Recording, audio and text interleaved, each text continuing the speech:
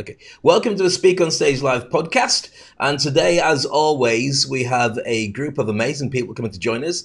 And we'll be talking about how to turn your book into $1 million business empire. If you haven't already talked to us about this or investigated it by watching the incredible podcast with the amazing Anna David that was done early this week, then you are behind on the times. You've got to catch up and do that. But we will discuss everything and give you some incredible tips during this show with a bunch of amazing people, including Debbie Gray and Aziza Crane. Aziza Crane's my wife, not Debbie Gray. And all that to come. So stick around. This is Speak on Stage Live.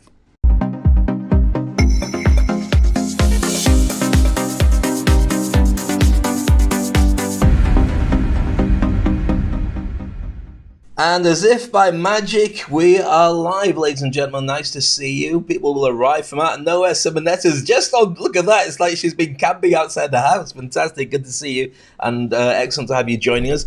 I mean, a really interesting session today, so we've got lots to get through. We're kind of finding a way of converting the Tuesday sessions, which is when we do the live interviews with experts and thought leaders, into something that's manageable by talking it through on a Sunday when we do the interactive sessions. Sometimes they translate really well, sometimes they don't translate so well, but we try and anticipate and go through as best as we possibly can. So as always, if there's questions, feel free to ask and contribute wherever you can. It's all very well appreciated. I'm joined by my partners in crime. We aren't literally criminals, but being married to Aziza, sometimes you think you are when you get told you are every single day of your life. I'm joking. We're joined first of all by Aziza Crane, my wife. How are you, Aziza? Good. That's not always good. And Debbie Gray, who's a business coach and expert on all things IT and sales based in the UK, but she has plans for global domination. How are you, Debbie? I'm going to take over the world. I'm good. Thanks, Dave. Thanks for having me. Hi, Aziza. Wonderful. Well, the way that we start with global domination is we just do this podcast and wait to see who's coming along. Now, I'm a bit late today because I've been picking up my daughter from Sharjah. We're based in Dubai, and she had to stay over at her friend's house. And normally what we do is we broadcast to everybody and say, look, we're live now, come and join us. And I think we have to kind of do that now. So if everybody who's in the case on the session could just share that we're live, that'd be really useful. That's Simonetta as well as you ladies. And then that means that we don't wait until the very, very end to say, oh, we're busy now. I bet you wish you'd turned up earlier. That never happens like that. They all turn up and say, I want to speak. And then we get extended by about half an hour to an hour. And I miss my dinner. And that's not going to happen today. So there we go. Debbie's just left the stage, clearly had enough of everything and just walked away. Not really. That's what happens when you start pressing buttons. Because the thing with a LinkedIn audio, which is kind of like they borrowed the concept from Clubhouse, as in stole it a lot. When you press the wrong button, you suddenly get kicked off the stage. Or if you press the wrong button, it will change the page you're on. And you end up on a completely different page, and that's fine. There's nothing wrong with that. Everyone's got free opportunity to go and surf on any given platform, unless you're hosting. In which case, sometimes it goes silent, and it feels like I've fallen down a manhole. That sounds wrong. Falling down a hole.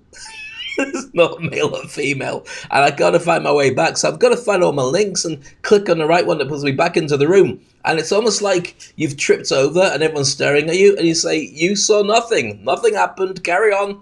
And that's kind of where we are. But now that we're recording every day when we do the live broadcast like this, I've got to go back through the actual broadcast and cut that bit out of the video. Otherwise, it makes me look like I'm a little bit incompetent. Dave, you already are. Shut up.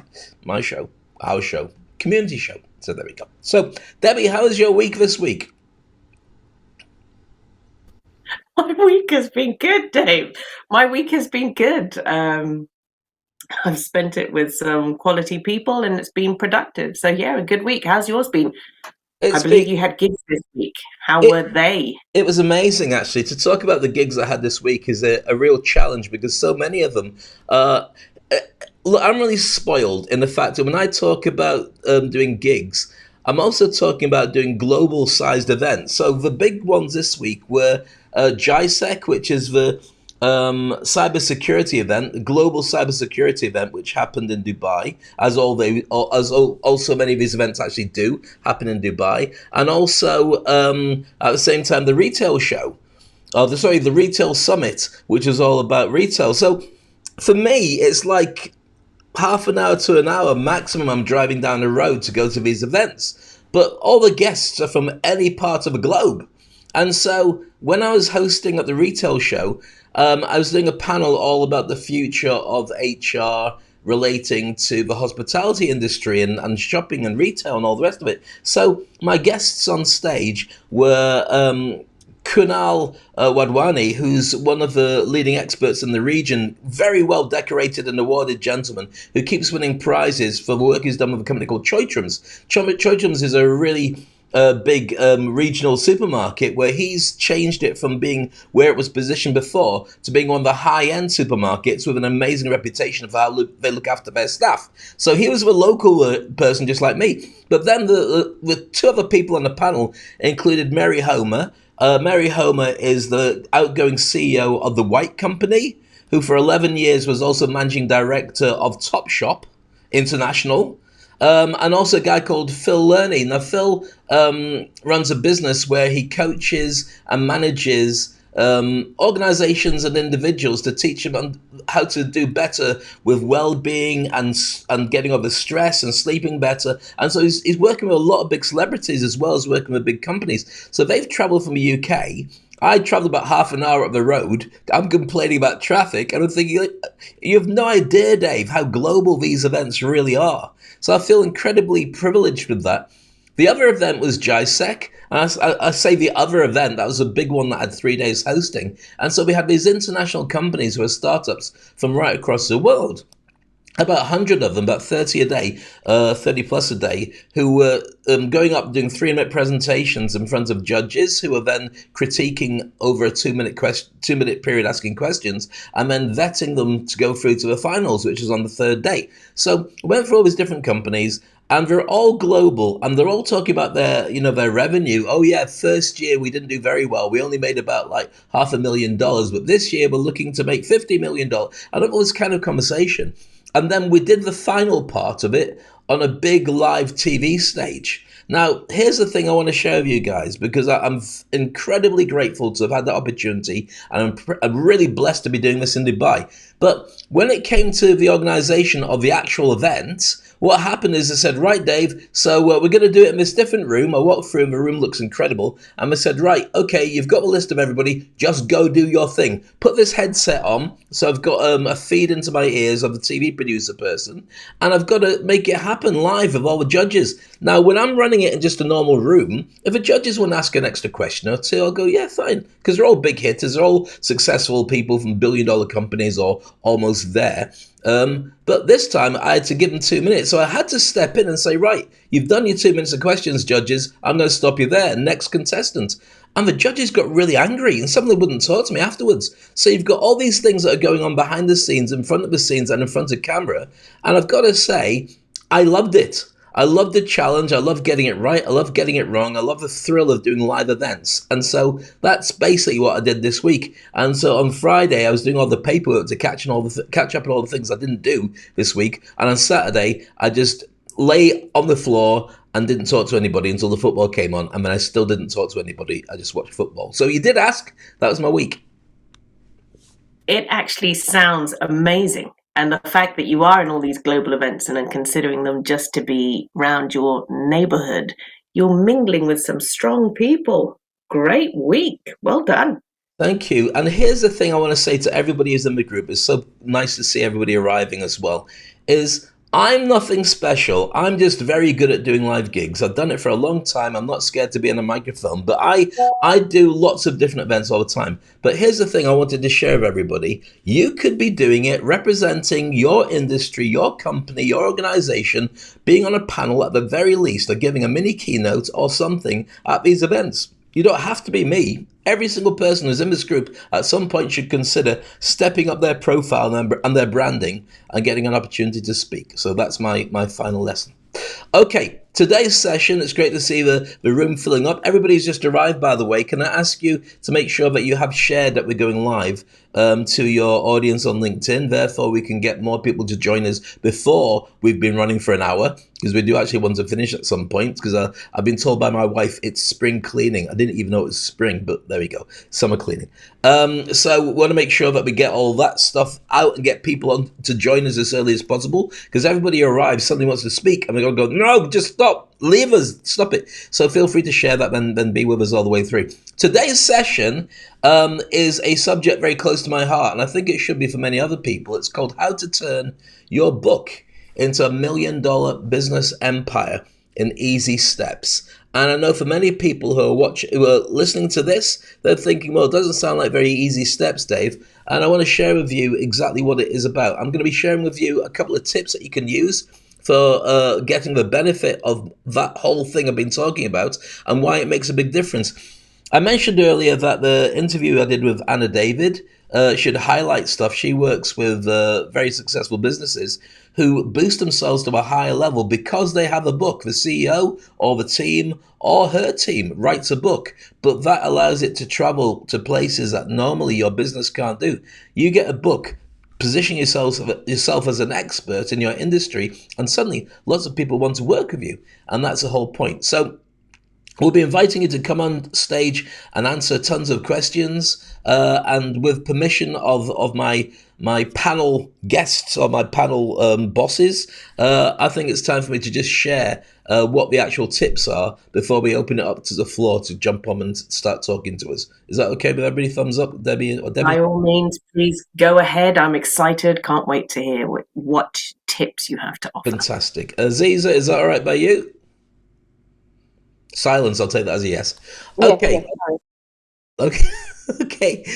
So here's why building a business empire really gets better when you've created a book. I won't talk today about writing a book because if you watch the podcast, there's a lot of tips in there that are going to be very useful for you. And I've got to say hello to Simonetta, Almasa, Sita, and Joanne, and everybody else who's going to be joining us throughout today's podcast. First of all, when you have a book, it establishes your credibility. People know instantly that you wouldn't be writing a book unless you're an expert on that subject. And so when they start looking at other people who are doing stuff on that subject, they look for the author first. Even as a host of global events like me, I know the difference having a book makes when they're looking for lots of people, which is lots of competition for the stuff I do. But as an author, it raises your game. It means you get speaking opportunities, consulting opportunities, and media appearances as well.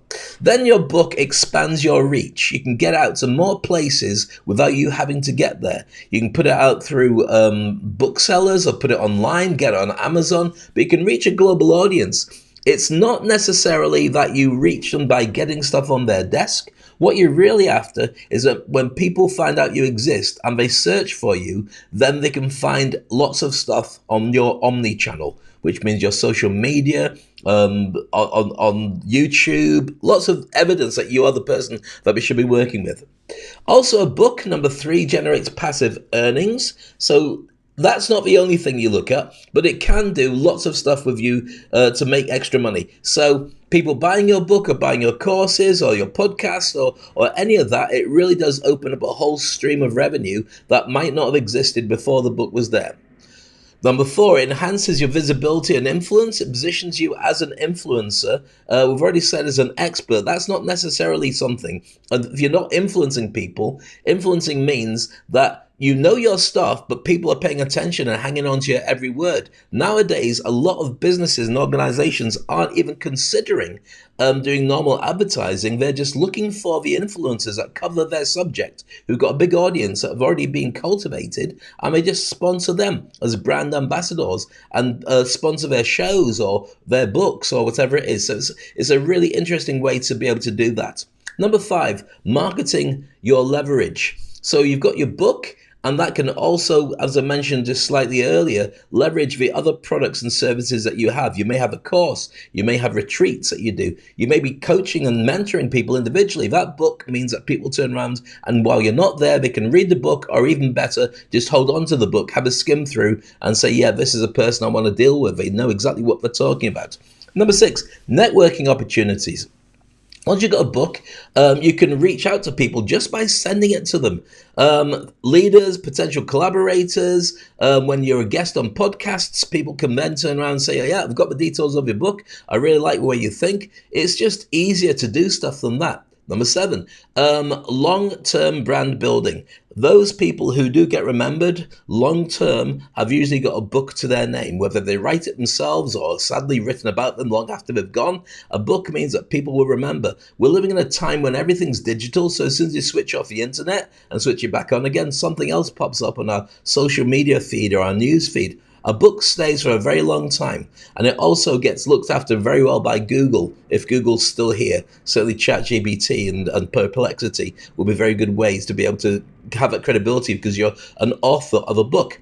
Number 8, providing a foundation for scalable products. So when you've got your book at the center of it, then you're able to then build your products on the back of that. Let me give you an example. Tony Robbins has only really written 2 books. He's probably the most successful motivational speaker and coach and mentor of all time. He's got Unlimited something and I can't remember. I've got the books down here somewhere. I should know really. But his 2 books allowed him to spin off with live events and to coaching programs and all sorts. Just because people buy the books, even as a lost leader or as podcast series, they allow you to do those things. So only need, Jack Canfield, who I really like and I've interviewed a couple of times, he's done the Chicken Soup for the Soul books, but he's also got the Success Principles. And what tends to happen is once you've got a really strong book, you can take it on tour and then just talk to people about your book and about the stuff it inspires for people. And they get very excited. And one of the things that most people don't know is that when you've written a book, people don't say, "Oh, I've got the book, therefore I don't need to talk to you." What they say is, "I've read your book, I'm sure there's lots more that you know." Now you might think I've put everything I knew in the book. No. That's not the perception. So it's a very good way to be able to upscale from just presenting your book. It gives you a competitive advantage, number 9, against all the people that would be going up against you. And last but not least, that personal satisfaction that you're building a legacy, that your success doesn't just end with you, it continues onward. So I was talking about Tony Robbins. Unlimited Power is one of the things he's got. And what's it, Raise a Giant Within or something? I can't remember. Amazing books, really good. And there's other books, like, for instance, he's done one called Notes from a Friend. And all that is just little bits of his previous books repackaged, and they charge you again for the full set. So once you've got your stuff out there, it's very effective. And you can also, I won't say cheat, but you can research faster by using AI to get the subjects, and you just basically talk about the stuff that you really want to talk about and make it your own. So I hope that makes sense about the 10 steps, I would say, or 10 benefits of being able to turn your book into $1 million business empire. Because when you attach that to your business, it means a ton of people will start seeing you more seriously and they'll want to connect with you. It just opens doors. And there you go. So with that, what's your thoughts, ladies, on the panel? Any thoughts that you wanted to add to that? I mean, it's great, but how do you brand yourself to be the expert in the book to bring it out? Do you know what? It's a great question and the most ridiculous answer you could ever possibly believe. You write your book. That's it. You write your book and you publish it. You put it on Amazon. You don't just self-publish, but you make sure that people can see it. Here's the thing. I'll turn that slightly, and we're looking for people in the audience to come and join us on stage, by the way. Put your hand up and come and join us. And I know that everybody who's in the audience knows the rules. I'm not gabbing forever. But do you remember when we used to grow up? I mean, I'm older than anybody probably in the world. So when somebody was on TV, they were usually seen as an expert or very special because they're on TV. Oh my goodness, it must be amazing. But in real cases, they're often related to somebody else who's working behind the scenes on TV. And so they shouldn't really have been there in many cases. Doesn't matter, they were on TV and we kind of accepted it. And what happened was, when we started looking at YouTube and social media, anybody who started making videos was perceived the same way as people who are showing up on TV. They're only there because they're an expert, because they know what they're talking about. And as we know, in many cases, people talking on social media, you're like, no, you actually don't know what you're talking about. You know less than me, and I know nothing about the subject. But there's a perception that goes with it. So creating that book positions you as a thought leader, And you can be a thought leader by using AI to be able to make sure that your stuff in it is really relevant. It just imagine that you've got a ghostwriter or a ghost researcher, and AI can do that with you. You say, right, I want to talk about how to train people to be able to cook hamburgers or beef burger or burgers in their house. What's the best way to create a burger restaurant? And you throw it into ChatGPT, it gives you 10 points, 20 points, beginning, ending, whatever it is you want. You give it the criteria, and suddenly you've got a chapter that you just need to make it sound like you. That's the whole point. It's really effective. So, couple of questions from the audience. By the way, if you don't want to jump up on stage, then you're very welcome to put in comment section there, and I'll get because I didn't touch any buttons because it'll just close automatically, and then we'll all have to go home, even though I'm broadcasting from home. It means that I'll be able to read it out. I've got a question here, Debbie, saying, can you ask Dave to tell the story about when kings and queens? Ooh, that's very interesting. I don't know that story very well, but it's true. Once upon a time, kings and queens were the only people that would write books. And so they were seen as a divine right because they had books. I mean, it's all about technology. Think about, the printing press. When the printing press was invented, suddenly it went from handwritten books that only a couple of people could get, so everybody could get access to those books. But the problem was not many books. So that perception still lasts about the fact that creating a book is positioning you as an expert in what you do. And there's about there's more than a million types of books you can do. You can do one about how to do a Sunday podcast live on LinkedIn. And it might seem like that's a really flippant thing to put together, but how many people have written a book about doing an audio live on LinkedIn? Now, I'm not saying we're going to do it because I don't want to, but I think that on most subjects, there's a smaller but very keen audience who would be interested in at least reading the book or getting the special notes that comes from it, so we can fast track.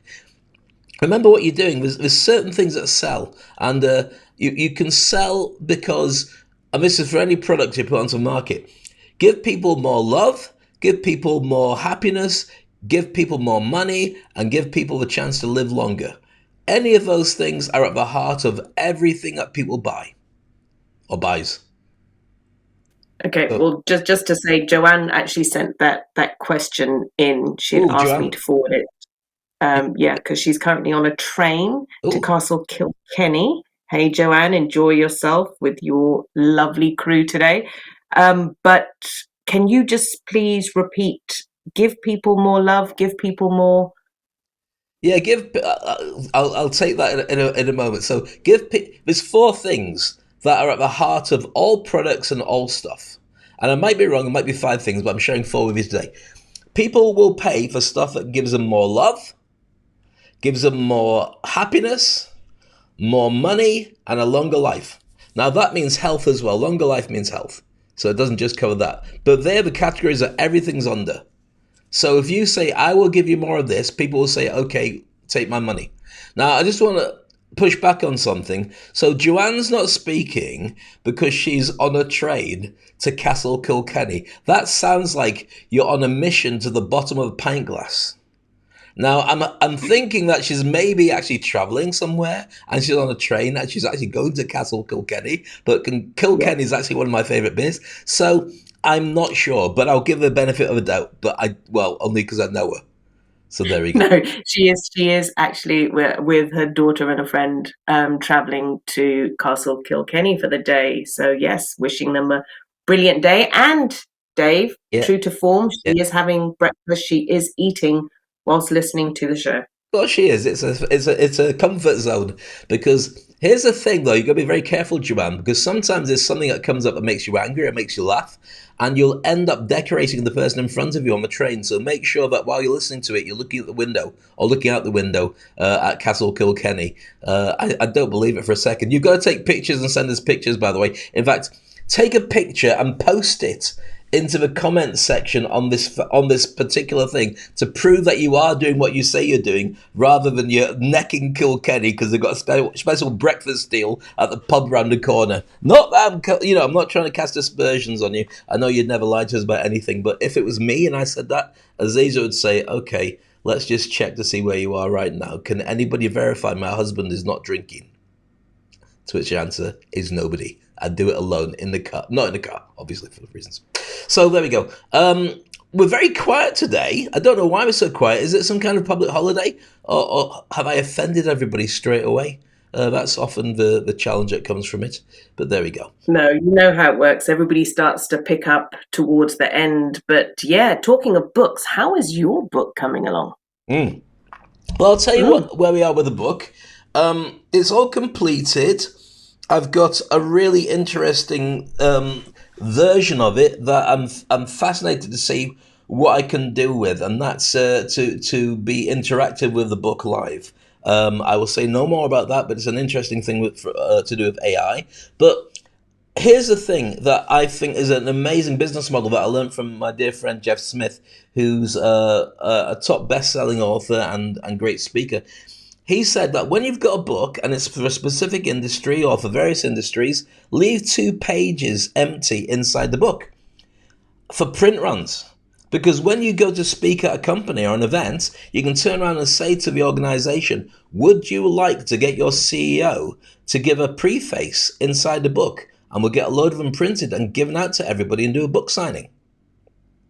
So that's kind of where I've been right now. So the book's ready to go. It's ready to upload and start going. And the beauty of doing it onto Amazon is you can alter it and change it and all the rest of the stuff.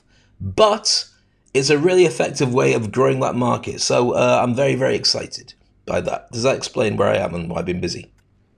That does, and hey, I'm very, very excited. It's like the suspense is killing me. I know, and I'm not sharing it with anybody, and I might not ever. You never know. It might die with me if I choke on my coffee during this session. At least you get to see it on YouTube, if nothing else. So the book's on the way. Here's the thing about it, right? I'm a really bad finisher of things, so I get really frustrated when things aren't ready. I've already got another 2-3 books ready in my mind. I want to do a book for over 50s. To help them to be able to position themselves when the tidal wave of unemployment comes along, as it often does to many people who are old in the workplace, how to start a side hustle and how to be able to create great new stuff. But also, I'm looking at doing some other stuff. So I'll tell you what, one that's really close to my heart, an oddballs thought leader book. If you've ever felt like an oddball, ever felt like you're under imposter syndrome, ever wondered why it is that you don't fit in with anybody else, then maybe that's exactly how you should be able to position yourself to fit in with everybody else. Because we look at all the best people on the planet and we say, wow, they're amazing, they do really good stuff. But the truth is that they just do their stuff quite well, and the best ones have been through a journey. So most people don't go for that journey. I want to be able to help people with that journey, not just to be a thought leader. I don't think you have to be the best in your industry. I think you just have to be happier. So those are 2 books that are bouncing around, but I can't go near anything until this one's out and in the shops and available for everybody else. So there we go. So here we go. Can we have some people joining us on stage to say hello? Otherwise, this is like almost half an hour of just a monologue with Dave and Debbie and Aziza frowning.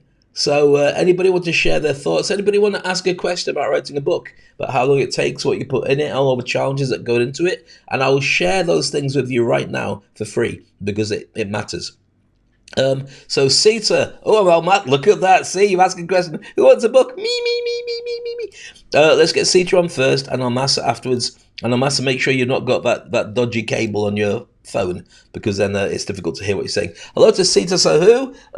Pleasure to have you. I know you've been hovering around the podcast for a little while, and now you're finally coming to join us. How are you? Hi, Dave. Hi, everyone. Thank you so much. It's so wonderful to be here. I just joined this community and your podcast a couple of weeks ago, and I look forward to it now, and I'm going to try and join every week. Fantastic. Well, it's a pleasure to have you here. Have you written a book yet? Not yet, but honestly, it's something that I've been really wanting to do for a really long time. And I think I'm at that stage in my career and on the personal front to action it. And a lot of the things that you mentioned are so well put together, Dave, and so, great to retain and understand. And firstly, thank you for that. And thank you for your time for doing all of this.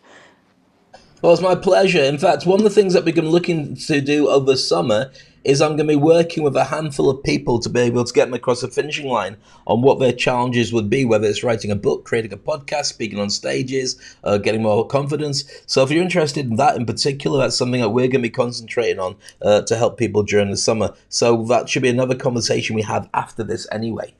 Sounds great. Sounds great.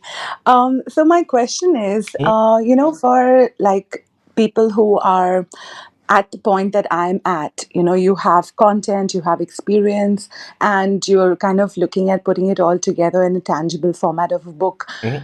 How do you go about it? Like, what's the process? Because I've been researching it and there's so many things out there. So it'll be great to, learn hands on from you who've actually been past that goalpost. Right. There's a lot of different ways of doing it. One of which is to hire a ghostwriter. One of which is to go to a book midwife who helps you. Another one's to go on a course. There's lots of everyone's got their own way to get to the finishing line. The way that I like to do anything is I like to look at the bigger picture, which is what is it you want, who's it for, and why do you want it? So Mm-hmm. some people, I mean, most of the people I come across say, I've got a book inside me, I want to get it out to everybody. And my first answer is, well, what's your book? Or first Mm-hmm. question. So the second question is, why should anybody care about your book? So I'm going to throw those two questions at you, Sita. What's your book? Does anybody care? Okay. Well, my book is about driving success through employee happiness, because I feel, firstly, it makes a difference. And like the four pillars that you said, right? It affects people and businesses in all those four spectrums.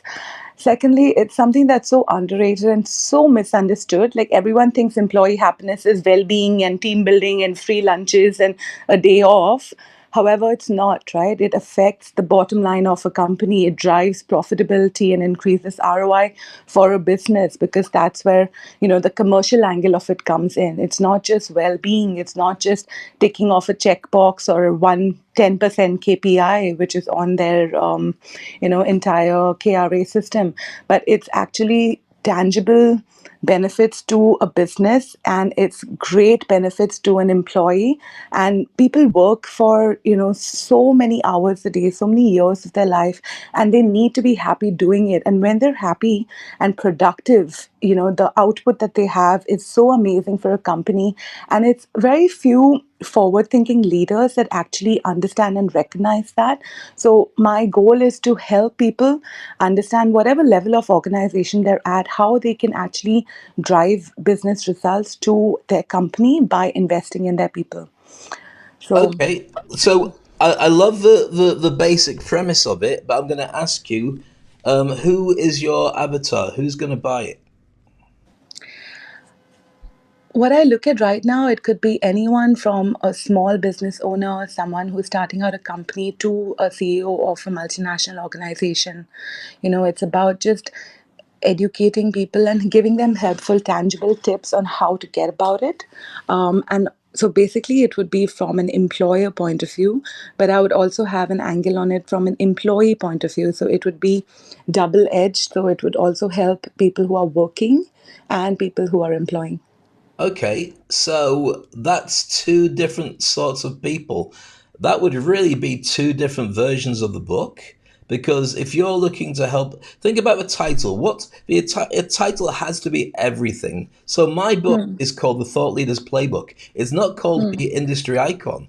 The Industry Icon is Hmm. a program, and I thought that would be self-explanatory how to become an industry icon, but not if you don't know what one is. By calling it a thought leader's playbook, it's very specific. You want to be a thought leader, then this playbook will help you get there. So, Hmm. what would you title your book then? Oh my God. Yeah, you're right. It has to be something I need to work on more, but it would be something like, happiness drives success, or something a little, I don't know. I need to work on it. Well, here's the thing, and I'm going to be horrible to you, but I mean it in the nicest possible way. If you say happiness drives success, everyone's going to go, okay. I'm not going to buy your book. I'm going to go, okay. And in fact, many people don't believe that happiness drives success. I think that Right. happiness and success are very different things. I mean, I know lots of successful people, rich people, and all the rest of it who really, really, really hate their life, but they're very rich and very successful. I also know lots of people who are happy and don't want to run the company. They're just happy going to work because they've got a lovely time with their family. And on a weekend day, they walk the dog. So it's about finding the specifics of the people that you're looking at. I mean, I do not want to bash you over the head with your imaginary book. I just want to throw some questions at you. Let's take a slightly different angle. So, when you've got your book, what do you normally do? Do you coach people? Do you train people? Do you mentor people? What's your normal way of earning? So at the moment, I'm a management consultant. I've been in C-suite positions. I've been working for the last 20 years across so many industries. So now I'm on a mission to help companies, help clients to kind of future-proof their organizations, build leaders within their companies, grow their teams, scale, reach markets. So that's what I'm doing at the moment. Got you. So, um, I'm going to throw this open because I think that does Aziz? Do you want to say something on the back of this? Yeah. Hi, Sita. I like what your book what your idea of your book is. However, I want to ask your thought on this. What do you think of the trend, the current trend right now, where everybody is now um the trend is now for people to job hop. It's not for people to stay in organizations for more than 5 years. Because if you stay for more than 5 years, if people are going to ask, do you not have any growth? Do you not have any ambition? Do you not have any of this? So if you have that idea of a book, how are you going to state that in your book that this can be achieved in a short amount of time for like maximum in the 3 year time frame that you are in the company, and not like in 20 years where you'll be there? Right, that's a great question, Aziza. Hi, nice Hi. to talk to you. Yep. So it's very, very interesting because what I've noticed is it's actually dual sided. Um, I've talked to employers who have had, clients basically. I have one client who has no problem with attrition, no issues with retention because people just stay with the company endlessly, right?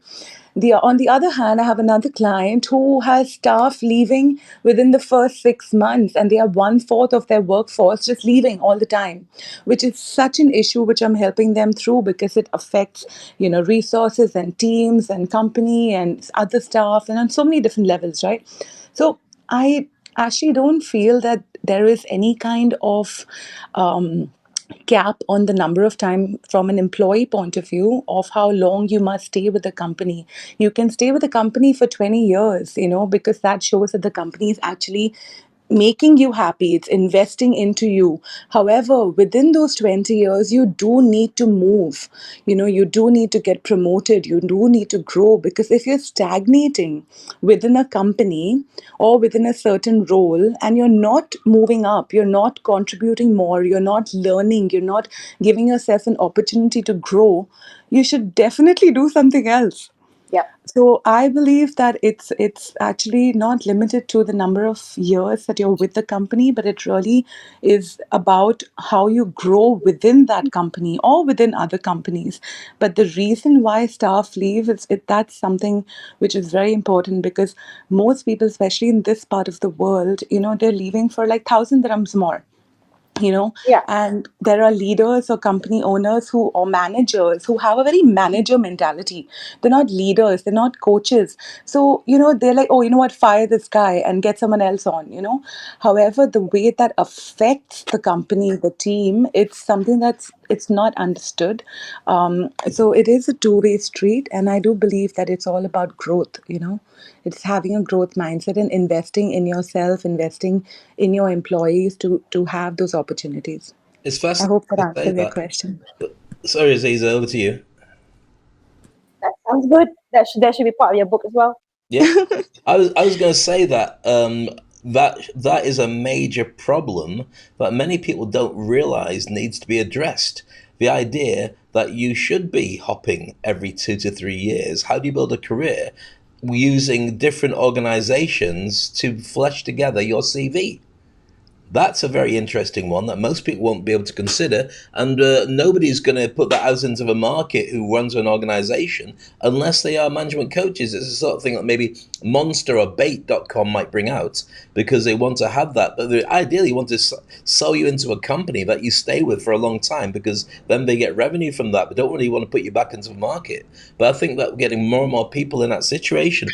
One thing that came from the conversation I had with this session at the retail show is when I was chatting to two of the guests who are on my panel, one lady who'd been the big boss of the White Company and Topshop, best part of 18, 20 years. She'd been managing director. And another guy who's an expert at the need to have more well-being and understand stress and leadership and better sleep in organizations.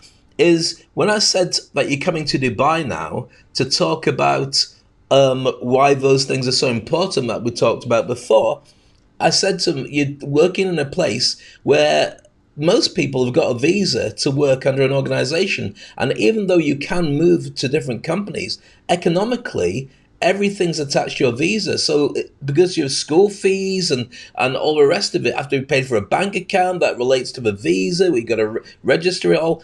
It's a lot more difficult to jump out of a company and go into another company because you can be left hanging for a period of time. And if you don't earn or don't get accepted or paperwork doesn't go through fast enough, it could affect your family or your livelihood or your car loans or everything else. So they had to take a step back and realize that what we have in this region is by far one of the biggest, most exciting growth areas in the world. I mean, we're based in Dubai. This is where the conversation is happening. But the way that it all does come together is slightly different. I had a very interesting conversation with at JISEC with a lady who was a sociology major. And she was saying that every 500 years, there's a shift from east to west, then from west to east. And right now, I think that we're starting to see a decline of West and a growth of East. And being in the Middle East means you're getting the best of both bouncing into the center. I don't know what your thoughts are on that. Am I taking it in a different direction? Or would you say that there's a lot of truth in that particular line of conversation? What do you mean, Dave? Like people, work? What do you mean by that? Everything. Culturally, there's a lot more people who don't have work back in the UK and in the US and politics and all the rest of it. Whereas what you've got is emerging nations in Africa, India, Saudi, all these places. And because they're starting from virtual scratch, it's not from scratch, but because they're growing infrastructure, it's a wonderful opportunity to be there on the ground and have the opportunities to grow yourself and your business, which you might not find in a crowded market. It's like the blue ocean strategy, where the red oceans are full of blood because everyone's fighting over the margins, but the blue oceans are clear because nobody's there. I agree with you. I like, even with the cooking show, all the Asian cuisine are all coming out and everybody's raving about it. I think Debbie wants to say something. Debbie. Hi, thank you. Hi, Sita. Thank you for telling us about your book and for introducing yourself. I was just going to say, I mean, just a recommendation, but I would recommend that you fine-tune your avatar a bit because it doesn't quite define who it is. And I have this amazing mentor who says that every time you say anyone, it means no one. Is that me, babe? That's a great point. Thanks, Debbie. I think for me, I'm still in the initial stages, which is why, I'm at the point that I want to learn from people like all of you so that I can, fine tune it and get it going. So you're right about that for sure. Well, then I would definitely recommend that you are in the right place and Dave is the right person for you to be engaging with. Thank you. Thank you all so much. There we go. I'll send my agent to contact you, Sita, for that. Almas, you've been sitting patiently. What's your thoughts on this? You want to talk about the book stuff, or do you want to catch up on the conversations we've been having recently anyway? I'm happy to join the conversation. Cool. Hello, everyone. Well, regarding the book, I think the book is very much... Stop. We've got lots of background noise, Almas. Have you just plugged in that headphone socket again? No? Okay. Okay, so let me see. Okay. Wait. Is that better? It is now, yeah, because it sounded really crunchy and noisy, but now you're back again. Go on, over to you. Okay. Yeah, no, so I was saying that regarding the book, I think the book belongs to the old school. The market is so saturated with book, and now the people go online very easily. So it's very funny because whenever I meet people and I start to talk about my life, everybody said, "Oh, you meant to write a book," and it has been in my mind at once, but I find it really kind of very self-centered and egoistic, and I never did it. And I think to have a book successful now, it's not only about the book. The book is a strategy, it's a key, and it's kind of the window of the shop. So it needs to be as attractive as possible to make a difference between the other ones. But honestly, I think the book time it's not that it's gone, but it's a different era. And for me, books relates more like poetry and things, where words have a very strong impact, where you can go and read it again and again. But writing a book amongst that jungle of mercantile people with oversized ego, or talking completely not nonsense, but common grounds. Like at the end of the day, there is a lot of repetition. You know what I mean? Right, can I just say on behalf of the actual show, we're not calling all Americans massive egos who just got up with it's just a personal comment and a thought from Almasa. I think that Zizi wanted to jump in on this particular comment. Did you want to say something there? Yes, I wanted to say, Almasa, I hear your point. However, here's what Dave always says: your book has to be is like a business card. You have a physical book for where you are right now. When you go to events, you bring it, you give it away. But if you want to target international market, how are you going to do that? How are you going to make your presence known internationally if you don't have something to give out to the world to let people know this is who you are, how to find you, why you are an expert?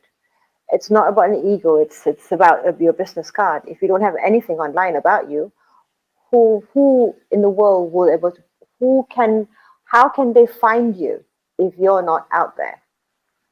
Well, I think people find you much more easy online with online digital presence than books. And also, it goes to the point online because a book, you need to go and try to remember the page if you didn't sign it, if you didn't mark it, And also another thing is, that's an advice I will ask. How long do you think a book should be?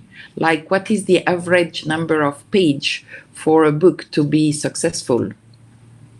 I'm chomping at the bit. I'm dying to jump into this conversation.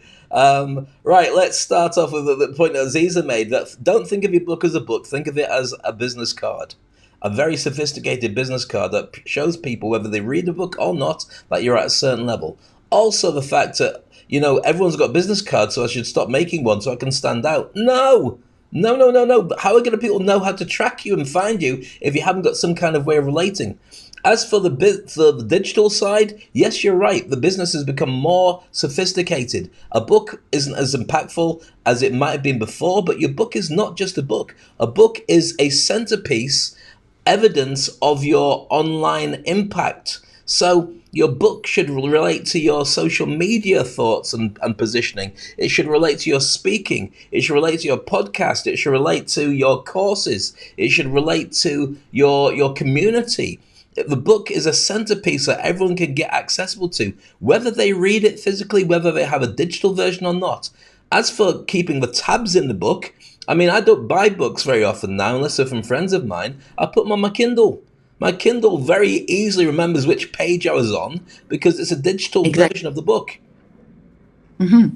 So there's lots of different ways around it. I think that, first of all, I know your own particular expertise is so strong that when your book is out, there are a number of people who would and ahs. I mean, in the fashion world, for instance, fashion influencing, There's so many people in fashion influencing, and it changes so much. But the difference is for where you are, you've, no disrespect intended, you've been around for a lot of different fashion changes. You've got an overview, like a helicopter view of the industry that you can give that most people haven't understood or would know.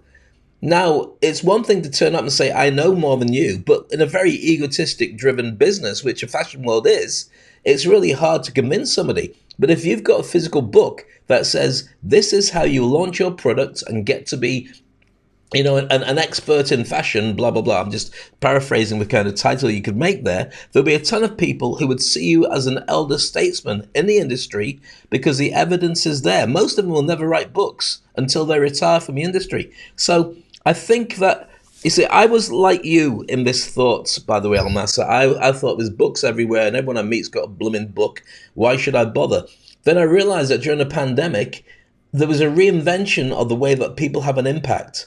It's really about people will buy your stuff if you can give them trust and credibility.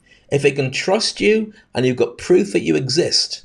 And a book is a brilliant way of doing that. The evidence is there. One of the things that I've got with my particular book, and you'll notice the methodology, people who are on my podcast, not this podcast, but my recent podcasts, they've like Dave Ulrich and Raymond Aaron. And who else have we had on recently? We've got Jeff Smith coming up. We've got all these different people, Joel Comm. They all gave me testimonials that are in my book, and I interviewed them on my podcast. So the synergy brings it all together. Supposing your book wasn't about Almasa's thoughts on fashion, supposing what you did was you interviewed the top 15 fashion experts of all time, or the top 15 journalists on fashion, or top 15, 10, whatever number of people who have the most impact on fashion. And you put that together with your view on what the strategy should be for anybody who's launching their own fashion brand. Now, would that have value? Would that be something that people would want to read? And whether you've got their thoughts or your thoughts on it, your job is really just to compile it and put a spin on it. The heavy lifting could be done from them. And you could do it as a fashion thought leader's guide to success. Ballpark title. Do you see a value in that, Almasa? I do. Mm-hmm. You're still fighting? Yeah, I do. Fine. Anybody want to jump on stage? Join us in this conversation. Today's session is really all about books and how to write one to drive your $1 million empire. And I think that one of the things to have, and if you want to join us on stage, by the way, just stick your hand up, which is a button somewhere on your phone or whichever device you're using to access this, and then we'll invite you up onto the stage. But I think what you've got to look at all this is success leaves clues.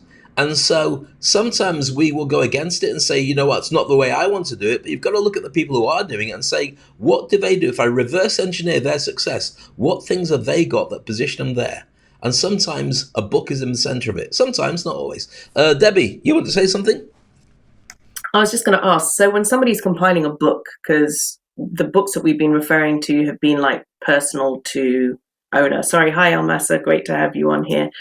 What about when somebody writes a book that shows their vulnerability? What are your views on that? Ooh.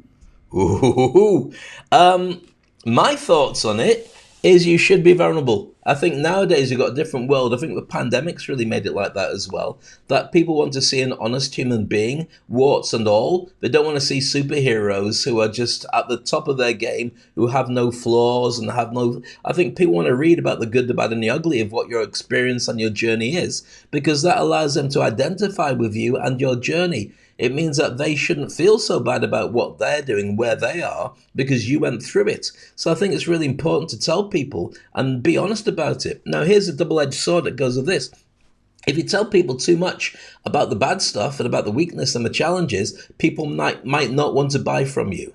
So you've got to have a right balance of it to be able to have people go to that overall question, which is what we should be asking, or you should be asking whenever you do anything to do with business. What's in it for them? if what's in it for them is hearing your sad sob story, your sad sod story, I was trying to say that, your sad sob story about how your life is rubbish and you wish you'd never done stuff like that, well, nobody wants to read that. It's depressing. But if they get a rags to riches out of it and how you found it really difficult, but you still got through it, that's fascinating. Similarly, going from zero to hero, $0 to $1 million in the bank, is more fascinating than going from 1 million to 1 billion. How many people can start on 1 million? But how many people start from zero? So telling people the honest journey you've been on, I think, is a really effective way of doing it. Does that answer you, Debbie, on that particular thing? No. That definitely answers. So no matter how you look at it, once you put it out there, like social media, there is a possibility of judgment. Yeah, but you know what? You're going to get judged anyway. If you stick your head up, you're going to get that. I would only put out what you want people to find. So, for instance, if you're not happy about a certain subject, don't put it out in public. But here's the thing about being a thought leader, and I think it's a really important element to consider. I don't train people to become celebrities. I train people to become thought leaders in their niche.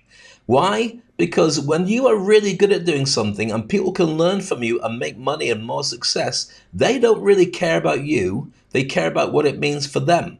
They're not judging you and who you are as a human being. They're judging you on how your knowledge and your impact and your experiences can get them to where they want to be. So, for instance, at this moment in time, I think we've got some very flawed so-called leaders around the world. The authoritarians I don't like. And also there's a lot of decision makers, I won't mention anybody to do with Twitter, who I don't particularly enjoy as human beings. As geniuses, they're amazing. Would I buy the products? Maybe I would. Would I want to hang out with them? Possibly not. And I think that's a distinction that we're really talking about here when it comes to being transparent and being honest. When you position yourself as a thought leader who's very good at doing something, people don't care about the personal bits, so you don't have to share everything with them. No, I fully appreciate that. I just thought because we're looking more from the business aspect of books that I thought it was worth touching on the real life side. I think so. I think so. Thank you. Perfect answer.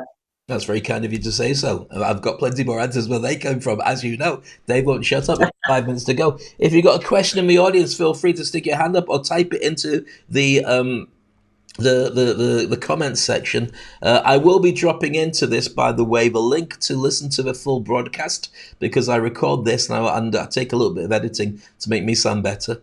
And I broadcast that and join on YouTube, and I drop it into the link here. Also, the top 10 things I shared with you, the benefits of writing a book, I will be able to put into the comment section for you to go through as well. And also, if you look at where the details are, if you're interested in any of our programs or joining our WhatsApp group, I think next week we've got another WhatsApp group that's going to be starting a particular program, because we do them once a month. We've got the Turbocharge Your Career 5-day challenges, and Aziza has jumped in. She ran the last one, which is amazingly, in fact, the last one was a lot more popular than anything I've ever done, which was how to create a lead magnet. I think this one's going to be all about emails. Aziza, do you want to shed some light on that particular one?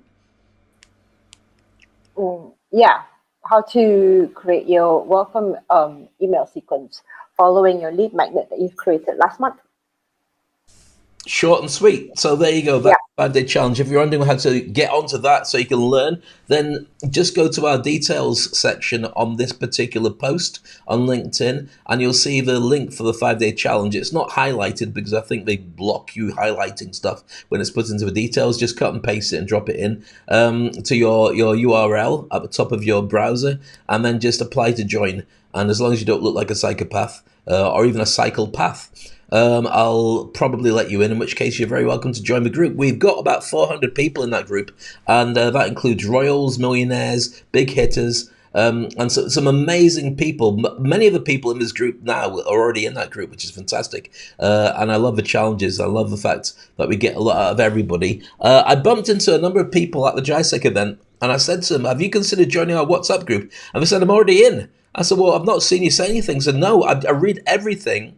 I observe from a distance, but I've learned tons from it. So sometimes don't get huge interaction, but people are paying attention, which is frustrating for Aziza and I, because we're going, well, do they like it? Do they not like it? But it does show that people are paying attention. Otherwise, they leave. I think that's one thing to look at. So we've got roughly about 2 or 3 minutes left. Aziza, did you want to say something else before we kind of... Yeah, yeah. Did you know? Did you know there is a book, a physical book, an e-book, an audio book, and a podcast titled Meow, and all the words is just meow, meow, meow, meow, meow. What? It's selling. It is selling online. Like, I don't know why people buy that. It's really ridiculous. It's really funny as I well. won't be buying it, just saying. But yeah, very, very thank you for that update. You are kidding me. I guess the next Yeah. one is going to be woof, woof, woof, woof, woof. No, I'm serious. I'm serious. I think they read that to their cats. So if you actually go to YouTube and type on meow, there is actually an audio track on there called Meow. That's kind of I'll look fascinating into it. and wrong on all levels at the same It is. It is. But I got a question to ask, right? What are your thoughts about people who use Chat GPT 100% to write the book? Right. Great question. First of all, ChatGPT is an assistant. It's not the end result. It's not ready to be a proper book writer yet, but it is a great way of doing research. There's been a massive change over the last 24 hours with ChatGPT in the fact that they've introduced the ability for it to have a memory.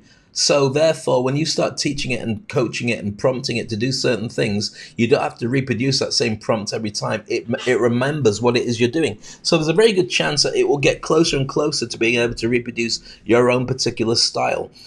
As for writing the book, I think that there's a lot of relevance for helping it, for getting it to help you. I think that, first of all, when you start looking at what can happen with the book, Amazon make a point of surfing your book to see if it's just written completely by AI. The reason that you can do that is because it leaves a what do you call a footprint where the algorithm says that this book was written by AI. Let me give you an example. So I'm just hypothetically talking about what the algorithm is. The AI setting could be that at the end of every second sentence, there's an E dropped in to the 17th letter, for instance. So therefore, when you're looking down, you're going, oh, look, there it is again, there it is again, there it is again. It was written by AI, not written by a proper person. So it can check on that, and I do think that Amazon is punishing people for that process. But here's what I would say about this whole thing. Right now, we're going for a very creative change on every level. Do you remember when you could only become a musician if you got a recording contract from a recording company, and as a result, if you weren't spotted, you wouldn't be a pop star? Well, nowadays you can use YouTube to do it yourself. In fact, nowadays you can self-publish. You can bring out one song, and in the old days it was Napster that came along and allowed people to start downloading digital tunes, and then it became iTunes, and now nobody uses iTunes because Spotify seems to be even better. But the game has changed. I think that in the same word, just been pointed out that by Aziza, that the word delve gets used a lot by ChatGPT. There's lots of other words as well that kind of like show it, but that'll disappear. But nowadays, I think that when you look at the growth of the rap industry, the rap industry was taking conventional music, conventional songs and riffs, and doing vocals over the top of it. That was a mixture of different parts to create a brand new song. I think we're going for a very interesting change where you use AI to be able to, first of all, produce new music. If you have a look on YouTube, you can see a number of different videos where they take the vocals of say Michael Jackson, and they say, right, this is a vocal range of Michael Jackson. This is what he sounds like. Let's get Michael Jackson to sing "My Heart Will Go On" by Celine Dion, or "My Way" by Frank Sinatra, or let's get Freddie Mercury to sing the latest song from Britney Spears. And at the moment, the videos that they make sound so similar, not completely perfect, but sound very similar to it. And this has been an ongoing thing for a long time. Long before we got AI to reinvent and reproduce the exact songs of everybody, We used to use a thing called a vocoder, and that meant that you could digitally enhance a bad singer so we could reach all the high notes. And I know that guys like Stock Aitken and Waterman, when they used to do stuff for Kylie and many of the actors that brought out songs, would use that to make them sound like proper singers. So they might not sound great live, but the actual vocals were great. That's not a new bit of technology. That's been around for a long time. And I think when you start using that in technology for now, with books and all the rest of it, you go beyond the part where you start going, yeah, but it's not real, it was written by AI. And you start going, actually, there's something really fascinating that couldn't have happened before. So, for instance, when you look at Sora.ai, Sora is like, it's done by OpenAI, who do Chat GPT, and they are able to create animations that are Pixar standard or Hollywood standard animations based on prompts. So if you put in old gold mining village in the 19th century, give a overview of the top of it.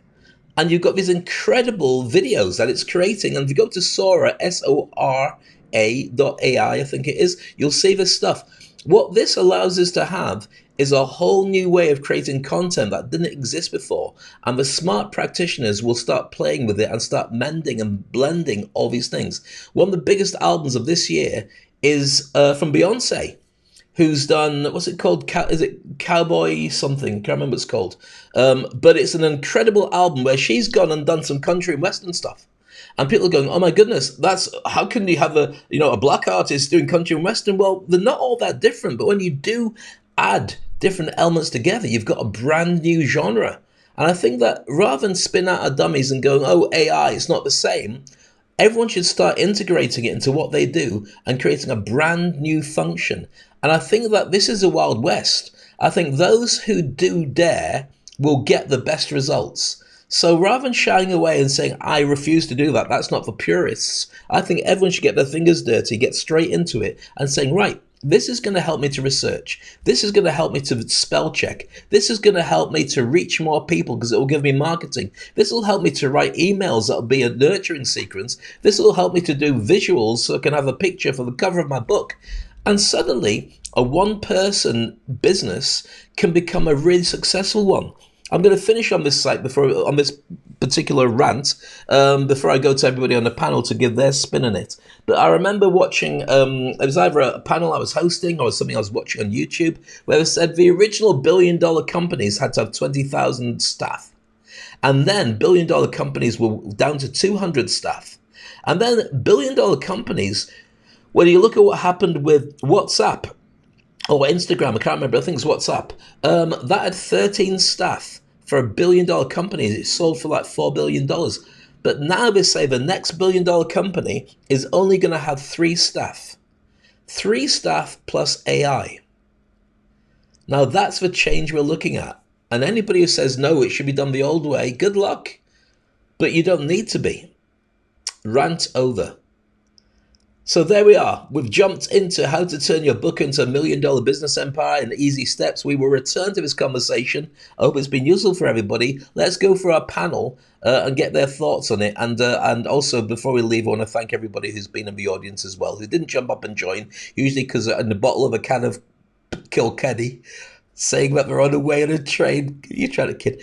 Sita, over to you. Your thoughts on today's session? Fantastic. Dave, hearing from you, learning from you, and from everyone on the panel. It's been absolutely incredible to have such fresh perspectives, such seasoned professional expertise, and personal journeys as well, because everyone has different backgrounds and everyone's insights are really, really valuable. So thank you very much. And I do think you should do another session on how AI can help companies. It's a very, very interesting topic. So thank you very much and look forward to next week. Thank you. It's almost like jumping down a rabbit hole when you open any of these conversations up. We try and pot it together for about an hour, but it gets really interesting just as we finish it. So I think you're absolutely right. We will do in a future session. Thank you to Sita for that. Almasa, you kind of came in a bit grumpy. I hope that you're not so grumpy about the idea of books and so on, and maybe we shoved you in a direction where at least you're open to the concept of having a book that opens up your industry a little bit more for you. What's your thoughts? Are you still with your arms folded tutting, or are you a little bit more open to the concept now? Well, I have to say regretfully that I'm still on the first position. I'm sorry. All right, you'd have to apologise. Have you got No, I electricity? Have you discovered the internet? Or are you still not playing with them either? no, but I think, I mean, I don't know. I'm not convinced about that whole book industry thing. And I think that, as you mentioned, AI also is completely shaking the industry. So there is a lot of fake things coming on with the book side. And, in France, we said only idiots don't change their mind. So I have to work more on that to change my mind. I would never say that to you, but I think that the way to move forward, if there's a safe way of doing it, is to say yes to everything and then work out whether it's an actual reality that you're interested in. I think you should be open to everything and never cast away, because you never know what's going to happen. And 99% of my career has been based on finding gaps that people didn't choose because it was just too easy, too obvious, and nobody else wanted to do them. And that's why I end up doing these big gigs all around the world, because I knock on doors and open and share things that other people aren't doing. So I know that you're a forward thinker, and and as a friend of mine, I'm going to keep bullying you until you go, oh, okay, just so you stop talking about it. So there you go, Massa. I'm forcing. Okay. Wonderful. Okay, but anyway, it was good, to listen and to get some insightful comments, and it's always good to have diverse type of thought, and I will think about it. So We'll see how much you think about it when we catch up next week. But you've got lots of time to play with that. Indeed. I wish everyone a very good week. That's it. Thank you, Almasa. Debbie, over Thank to you. you. Debs, you've sat quietly. I know that you can host these things on your own. You've got about a million different subjects you could talk about in today's topic alone. Was it frustrating that I was talking too much today? No, and I will not be called or pulled into this challenge, Dave. No. This is still very much your hosting, and I'm just your sidekick. But thank you for the taunt. So yeah, I was. my message for It's time to start your own podcast. I'm just saying, it was nice to have. It was going yeah, I know. See, here's the thing, Almasa, you're not the only one that gets gently coached and coerced into things that Dave can definitely see our strengths. And yeah, I'm gonna put a pin in that one just for now. And my takeaway from this amazing session today is that everybody should have a book. It doesn't necessarily have to be a business book. It could just as easily be a book of being vulnerable, which empowers other people. However, be mindful of how much you do share, as once it's out there for the world to see. So an empowering book I would recommend. And if you don't want to write a book just for yourself. Do one for yourself just to get your thoughts down there. And if you think it would be interesting for other people to read, tweak it and see about getting it published. Bam, that's me done. Perfect. Thank you, Debbie. Really appreciate that. And that whole concept, the idea of finding out what you can reach, who you can write about, all those different things. It's a big challenge for many people. And I think everyone should take up the challenge in some way. Aziza, over to you for almost the final thoughts of today's session. It was a great session today. Thank you for coming and joining us today. If you're in the WhatsApp group, looking forward to see your answers on Tuesday onwards. Okay, so there you go. Thank you so much, Aziza. I'm going to leave everybody in the group with some NLP, neuro-linguistic programming, which is like a coding version of hypnosis. So I'm doing it with the best possible thoughts in mind, and I'm doing it because I know that once you hear it, it won't be able to come out of your head. So I want you to try not to think about 6 months from now, when you've written your book, you're ready to publish it, and you know that there's a whole huge revenue stream of people waiting to read it, looking forward to working with you. You know that this is the start of a book empire, and you know it's one of the best choices you ever made. Try not to think about that until I meet you in about a week's time. There you go. That's what happens when you say try not to. What does your brain do? It thinks of exactly that first and tries to get rid of it, and it can't because I've just planted it. Because your brain only processes positives, doesn't process negatives. So there you go. That's the same as when you turn to somebody and say, don't forget the milk. When you're going shopping, you only hear forget the milk. But if you say remember the milk, then they'll remember to get the milk. So there you go. It's a little bit of a trick, and I thought I'd throw it at you because all the grumpy people, massa, will understand completely what I'm talking about. On that being said, it's been another session where I love having you guys here. We've been putting the podcasts up on our Speak on Stage platform, by the way. The audio versions, if you want to listen to them in the car, or on a train on the way to Kilkenny, to the bottom of your pint of Kilkenny, then it's all there. Future episodes will be there as well. But if you want to watch a visual version of me drinking coffee and looking completely perplexed, then that version will be on YouTube later on. It's been a pleasure having you here. Look forward to catching up with you same time next week. What I would like you to do is just leave a little comment, positive comment about what you got from the session, why it was worth it, and why other people should join us, because that guarantees that more people then pay attention. And hopefully, even if they don't catch this version live, will enjoy listening to the audio version or the video version later. And so we may be able to add, typically we add another 40, 50 people coming to us just from actually paying attention to the podcast later. So there we are. On behalf of myself, our amazing panel, the great guests we have in the audience who are very quiet but amazing too. And I see the picture that that Joanna's posted of Kilkenny. Now that is not a view from a train, and it looks like it was done by AI, and I'm not convinced at all. Tell me when you get there. Don't just post pictures that you could have got off Google. Back to the happy place. Have an amazing week. Look after yourself. Don't BS a BSer. And I look forward to catching you this time next time on Speak on Stage. Bye-bye.